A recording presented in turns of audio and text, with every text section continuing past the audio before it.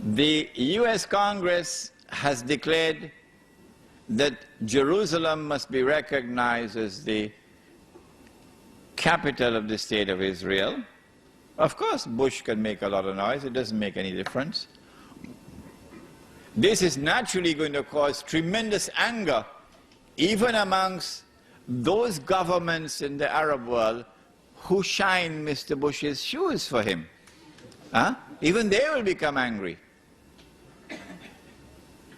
And then Israel launches a missile in Gaza and kills about 12, 14, and injures about 110. Any country in the world today which had done that, the matter would have been in the UN Security Council already. The whole world would have been debating it. Send an army in this country. But Israel has done it, and Israel gets away with it. The reason for this is because there's a deliberate policy at work to get the anger of the Arab masses to reach boiling point. When they are convinced that it is now boiling point, that any little spark will catch the fire, then Mr. Bush must attack Iraq. When the attack on Iraq takes place, among the things that will result would be the collapse of some governments they are hoping. Which one, first of all? Abdullah in Jordan, which is why he's got his suitcases packed already.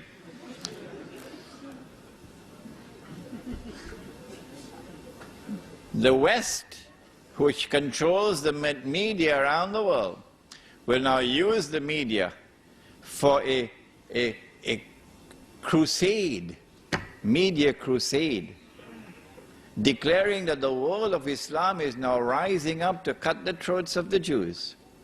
The Jews are now faced with the most perilous moment in their history. I told you 2 or 3 nights ago, I said this is going to be drama worthy of Hollywood when it happens. And there will be even Muslims who are going to be convinced by it. It is at that time when the world is looking to Israel. What are you going to do? You've got to do something. Otherwise these Muslims are going to cut your throat. It is then that Israel says, okay, we're just launching a preemptive strike. But it's not going to be a preemptive strike. It is going to be the war which has already been planned long, long ago. It's going to be a lightning strike with the use of a military power unmatched in history. Dazzling war, called. And they will seize the oil of the Middle East.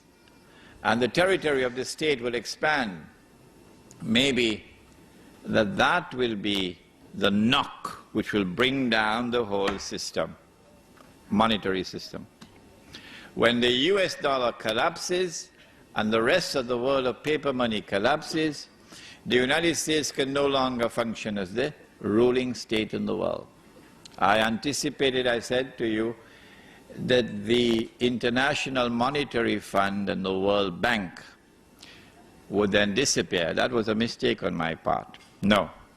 All that they'll have to do is to reduce the status of the International Monetary Fund and the World Bank so they become more like small institutions which do not have any global role to play. And power will now shift from Washington to Jerusalem. And now Israel will rule the world. I have used the hadith that when Dajjal is released, he will live on earth for 40 days, one day like a year, one day like a month, one day like a week, and the rest of his days like your days. To explain that the first day, it is Britain, which is the headquarters of Dajjal, using the hadith of Tamim Dari. But I said, this is my opinion. You're free to disagree with me. But if you want to disagree with me, close the door. You can't leave. No, you can't leave. If I'm wrong, you're going to tell me what the right answer is. The island of Tamim Dari. If it is not Britain, tell me which island it is. Then I said, if Britain is the island, in a day which is like a year, then a day which is like a month, it's the United States of America. And then a day which is like a week, with the state of Israel.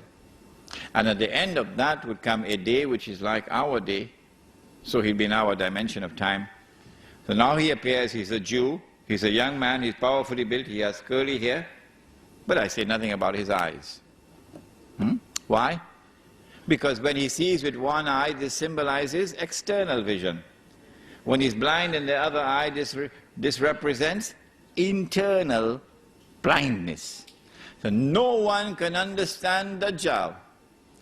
No one can recognize the strategies of Dajjal, whether it be the political strategy or the economic strategy or the strategy involved in the world of women, the feminist revolution. No one can understand it unless, in addition to external observation and rational inquiry, he also has nur in his heart with which to see. The question is asked, Sheikh Imran, how can we get that nur? I have only one answer to give to you tonight. And listen carefully and ponder over it, because I'm not going to say anything more than this. If you want nur, why don't you go back in the pages of the book on history? Go back in the pages of the book of history and see who are those who were blessed with nur in our 14 years of history. That's all I have to say. Nothing more than that. Israel now rules the world for a day which is like a week, and then Dajjal appears. And when Dajjal appears, we have the Imam, and then the confrontation, and then the son of Mary, and Dajjal is killed and Gog and Magog are destroyed, and then the army from Khorasan and this state of Israel is destroyed. وَلَا تُقَاتِلُنَّ الْيَهُودَ وَلَا تَقْتُلُنَّهُمْ حَتَّى يَقُولُوا الْحَجَرُ يَا مُسْلِمْ هَذَا يَهُودِيٌّ وَرَائِي فَتَعَالَ فَاقْتُلْ. And then the Holy Land is liberated, and Islam will now rule the world from Jerusalem. Good. Now then, what do we do in the meantime? Do we sit down and wait for the Imam al-Mahdi? No. Because jihad is already in force. We don't need any fatwa. The jihad is already in force in the Holy Land. And we already know that 2 out of every 3 who fight in that jihad will be killed. 2 out of every 3 will enter into heaven. That's the better way to say it. So those who live for Allah, bushra lahum, because they will die for Allah. Don't let any government change your mind. What do we do in the meantime? How do we survive in the new world of money? If we had it under the pillow, it's gone, now it's wallpaper. If we had it in the bank and we use it in a manner pleasing to Allah, they're seizing all the accounts, freezing it. What are we going to do? We won't even have money to buy chicken and chips. The answer is simple. Anytime you commit sin, the sin of abandoning the Quran, which we have done, the sin of abandoning the Sunnah, which we have done, we recognize that tonight. Then Allah subhanahu wa ta'ala knocks on the door of our heart and He says, Tubu ilallah. Tubu ilallahi tawbatan nasuha. Turn to Allah. Turn away from the sin.